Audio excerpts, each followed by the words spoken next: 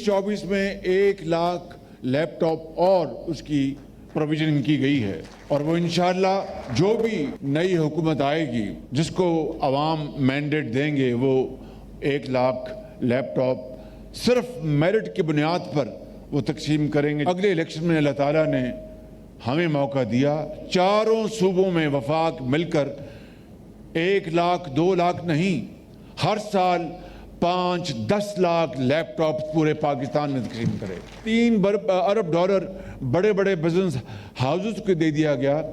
इन बच्चों का ख्याल क्यों नहीं रखा गया? इन बच्चों का गया, छोटे किसानों का ख्याल क्यों नहीं रखा गया? अगर हमने पाकिस्तान को गुर्बत और बेरोजगारी से निजात दिलानी है, उसके लिए हमने अल्हम्दुलिल्लाह एक बहुत मजबूत और ठोस प्लान तैयार कर लिया है।